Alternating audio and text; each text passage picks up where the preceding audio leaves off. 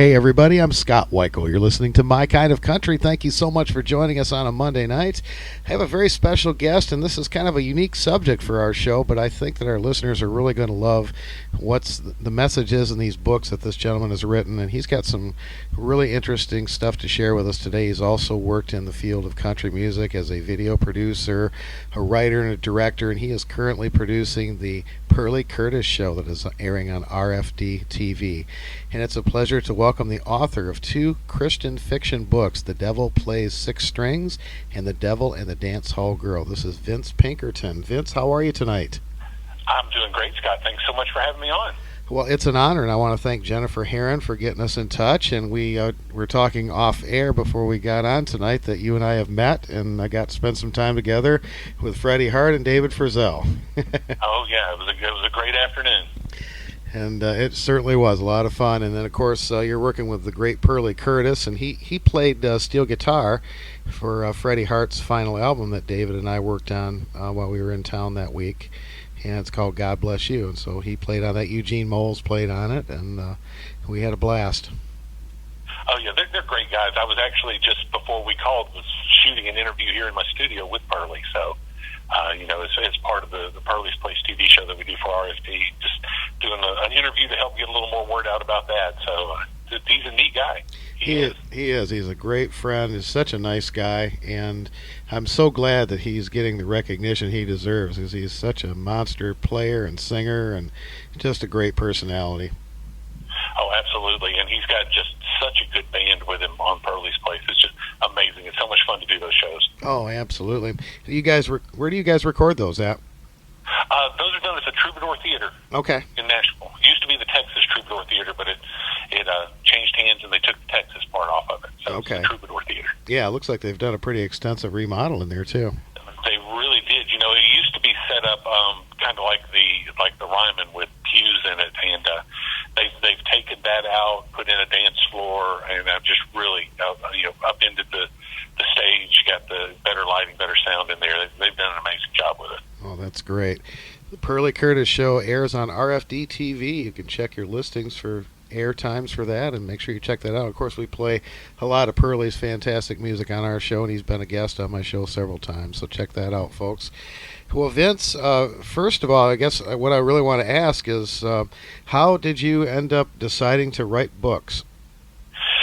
Well, that's a good question, and I'll try to keep this short, but I did a lot of writing in college. I did a lot of short story writing and stuff in college, and kind of had the bug but didn't follow it through. And then over the last 30 years being in Nashville, I've worked as a songwriter. I've worked as a commercial producer for television stations. So I was always writing, but it was always short form type situation. And then a business associate that I worked with and I got into a long discussion one afternoon after a business meeting about, at that point, horror movies. What made a good horror movie? What are the points of a horror movie? And he was rambling on about horror movies and talking about he'd love to maybe produce an independent movie. And I saw an idea. I said, well, maybe if he's wanting to produce a movie, maybe I need to write a script. And he had an idea for a movie, and I sat down and started trying to write a script for that idea, and it was terrible. What I came up with was just awful. But it got the bug back in to me to write. So I sat down, and I don't know what made me think of this, but I sat down and gave myself a task. I said, I'm going to write a conversation between two people when one of the people can only speak in Bible verses, but I want it to be conversational. Could I do that? And I did. And it turned out kind of interesting. I showed it to my wife, and she said, well, this is really interesting. It's kind of weird, but it works. And that became a part of the first book, which is The Devil Plays Six Strings. The main character, Elijah Parker, after some pretty harrowing things in his life, ends up speaking only in Bible verses. So I had that conversation between him and his son, who I named Happy. And it just really stuck with me. So I started working backwards and forwards from that one little section. And that's where the book came from. It came from just a test I gave myself to see if I could do it. Wow. Well, it's amazingly well written, and it really I guess with you being a producer, it makes sense because as I'm reading the books, I really can visualize it. It's like a story playing out in your head, so I can almost see a movie here. So maybe that's something down the line for you.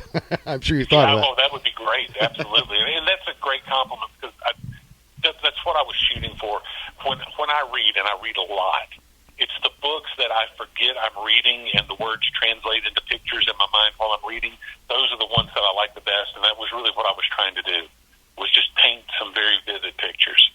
Well, I have to admit, I read a lot too, but what I normally read are nonfiction. I read a lot of biographies and, of course, a lot of music stuff, because I don't read a lot of fiction. And when I started reading the first book, I was just there, and before I realized it, I was halfway through, and it just seemed like it was a minute, and I was just all in the story. So you had me hooked. Well, great. That's what I like to hear.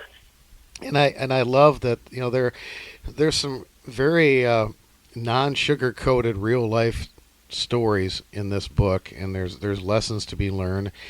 And without giving too much away in the book, you were talking about Elijah, who had lost his wife during childbirth, right? And right, Seraphina, yeah. And he really had to figure out how to survive with the raising a child. And then a man in a black car, mysterious black car, gives him a job and offers him everything he wants, and kind of ends up that sometimes you got to be careful what you ask for, I guess is the way to put it.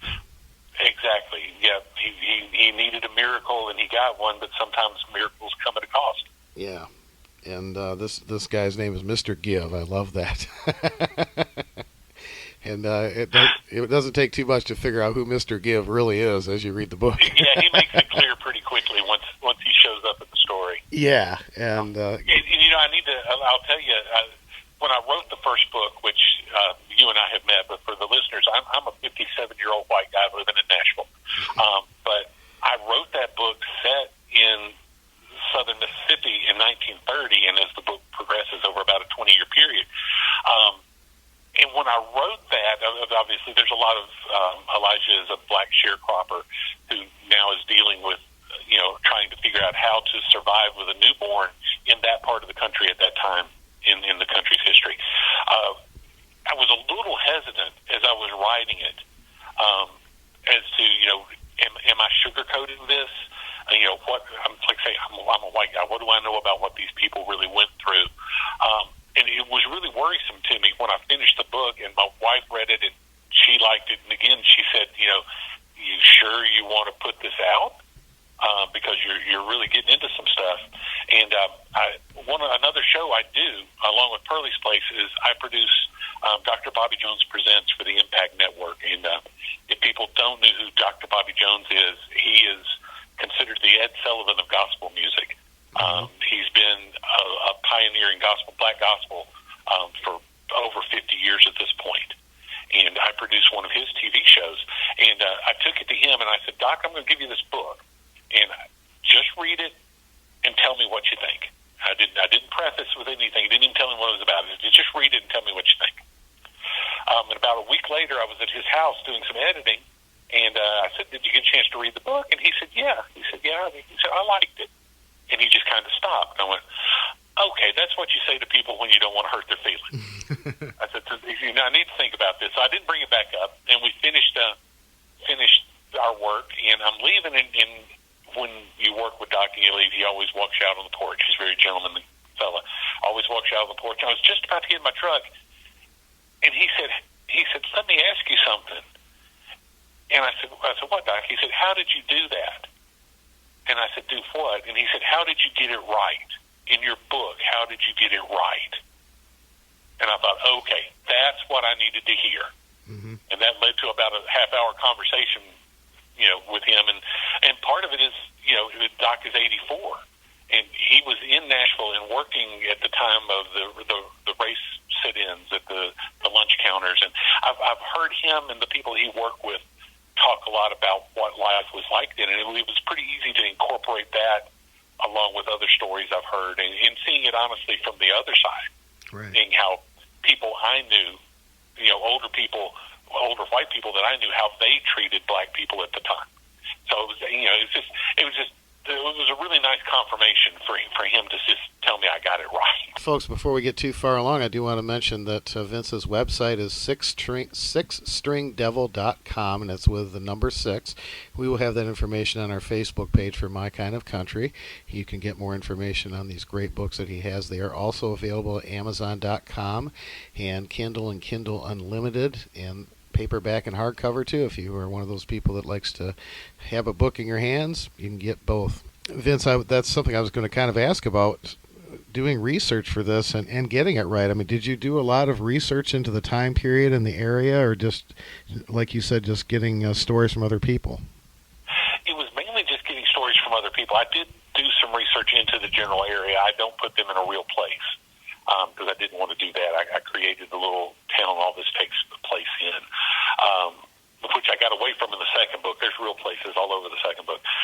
But in the first book, yeah, it was just, reading histories, reading people's accounts of what life was like back then. But then again, like I say, it was mostly just talking to folks and trying to picture what it was like in that period. I tell the story a lot. There's a thing in the book, in the second half of the book, when Elijah's son Happy he's now 20 and it's 1950 and he's fighting his own demons, I guess you could say. It starts out with he's hauling garbage for restaurants. But he's always at the back door. It's always offers, hey, come by after hours and I'll give you something. And I had Happy, anytime he was talking to a white store owner, he takes his hat off. He always wears a hat. He takes his hat off and he holds it against his chest and he doesn't make eye contact. And that came directly from a man when I was growing up. I always knew him as Mr. George. I don't know if that was his real name or not. But he was a black man that lived about 4 miles from us. And he would come help my grandfather, who lived next door to us, help him around the farm, around the garden. And I just remember as a kid that anytime George would come help, if my grandfather, he had the hat on. If my grandfather said something to him, or my grandmother, or even me, as a 7-year-old kid, came up to him, that hat came off when he spoke to us. And that really just always struck me. So I wrote that into Happy's character, and Dr. Jones brought that up and said, that was something that people learned. Wow. That, if you were going to get along, that was a way of being respectful. Even if you didn't want to be respectful, you did it because that was how it's done. Mm-hmm. So it's things like that. I was able to work some real life experience into those stories as well. Well, I guess that's why I gravitated toward these books so much. It's really a history lesson, even though it's fiction, but it's still based on true life. And I guess maybe that's why I really got so taken in by these books. Yeah, I tried to keep it as real as I could, for sure. Yes, for sure. Well, tell me about the second book. It is called The Devil and the Dance Hall Girl. And some of the same characters are in this book. I don't think it's really what I would consider a sequel, but a continuation of a story, maybe. Yeah, it's kind of adjacent to the first book. Well, when I was writing the first book and Elijah makes his deal with Mr. Gibb, Elijah has said all along, if I could just have a place for us to live, a little food on the table, and somebody to help me raise my child. And all of a sudden, Mr. Gibb shows up, and that's what he offers him. He says, if you'll come play a little guitar for me in my nightclub, I'll give you a house, a little money in your pocket, food on the table, and I'll give you somebody to help raise that baby. And he's good to his word. And all of a sudden, Elijah and Happy are given a small cottage, and when they show up, there is a white woman there, and her name is Marie, and Marie can't talk. She doesn't speak.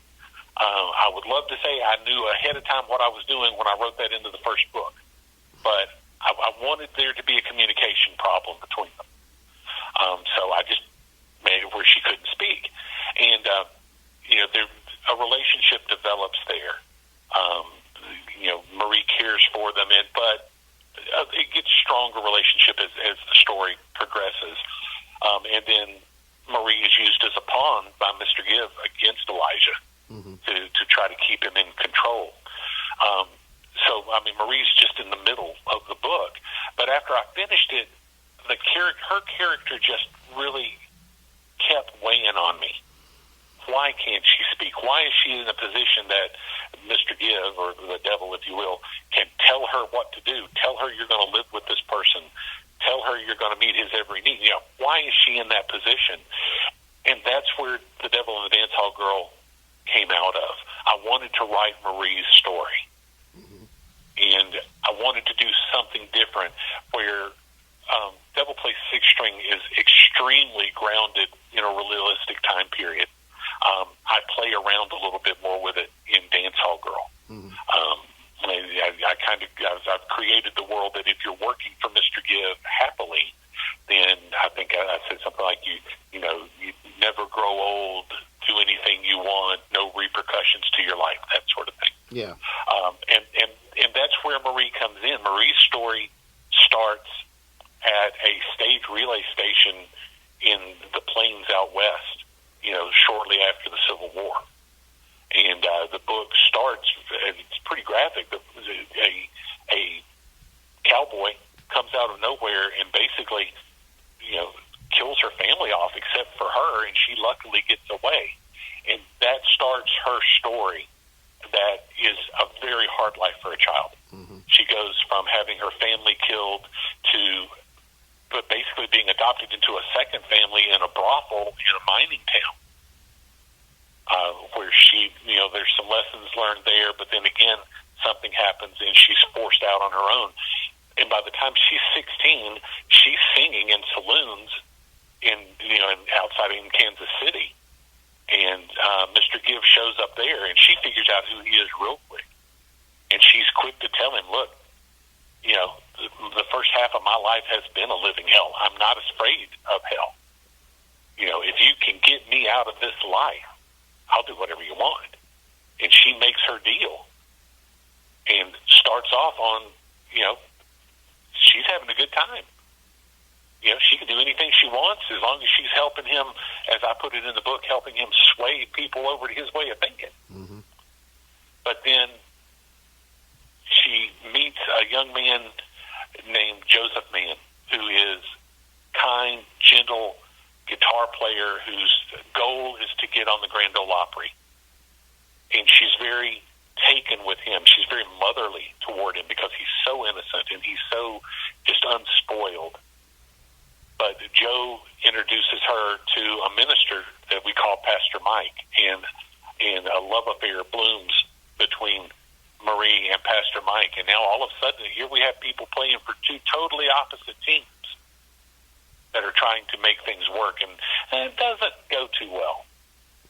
It really makes you think, and there's really some life-altering things that take place in these books, and I think when you kind of read between the lines, you'll understand what I'm saying, again, without giving too much away. There is, I wanted to put in there are lessons about faith and about trusting your faith and putting your trust, or putting your power, well, let's say where you put your power. Do you put your power in sin? Do you put your power in your faith? There's a lot in there. This really was what I was wanting to get to in these books, along with just telling good stories. That it's where you put your power. It's where you decide you're going to be in life, and the path that you follow. You've done an amazingly great job on them, and I hope that folks will pick these up. And I hope this is not the only two that we're going to hear from. I hope you'll do more. It's not. I am working my way through a third book that is. It's not part of this series. There will be another book in the Devil series, as I call it. But this next book is called Legacy, and it is not directly related, but it is related. And to try to make that make sense, some of these characters show up. One thing you will learn in Legacy is why Marie's family was killed. There was a reason. It was not random. But it does not have the, for lack of a better term, the faith and religious content that the first two books does. This one is more of a straight, we'll call it a mystery thriller. Okay. But I've tied it into that same world. I wanted to explain some things and fluff up some other things that were in the first two books. But this story didn't feel like it lended itself to the faith end of it, if that makes sense. Yeah. And then the third book, I have the synopsis for the third book in the series, which will be called The Devil and the Disciple. Hopefully that comes out around the holidays next year. Folks, go to sixstringdevil.com or amazon.com, and you can pick up both of these books, The Devil Plays Six Strings and The Devil and the Dance Hall Girl, written by Vince Pinkerton. I highly recommend them. And Vince, living in Nashville in the country music world, and who are some people that you've worked with and some favorites that you have in the business? Oh gosh, there's so many. I love David Frizzell. We mentioned him earlier. I've known David for years. Done a couple of music videos with him. Bobby Marquez, not quite as well known, but just a great singer, songwriter, entertainer. I've worked with him for ages now. But I've done things like I was a cameraman for the Opry for a few years, so got to meet and interact with a lot of folks there.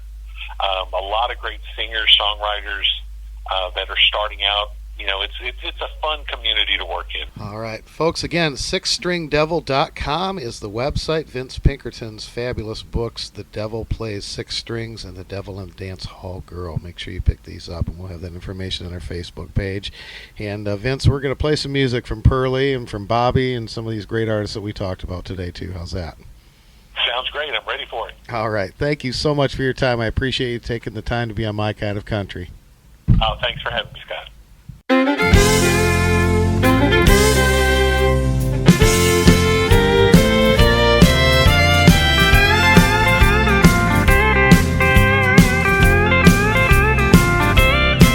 What's the deal? Who's the joker? The cards are stacked against her. They're two of a kind, bound to fold, no hand to hold. I shuffled through the clubs and thought I aced this game. Drew me a queen of hearts and dealt her my last name. She bet on a bluff, threw in a full house. That wild card made us go bust. What's the deal? I'm the joker. The chips are down and I lost her. But they're two of a kind, bound to fold, no hand to hold. Oh, take it away, boys.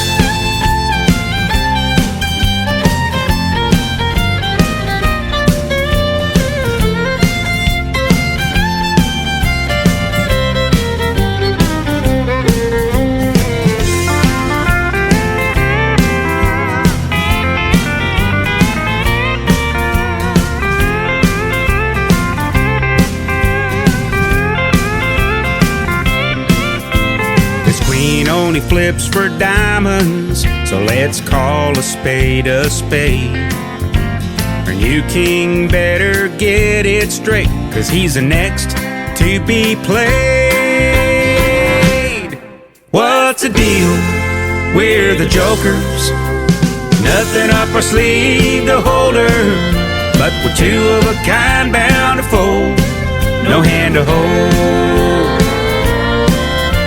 We're two of a kind, bound to fold, no hand to hold.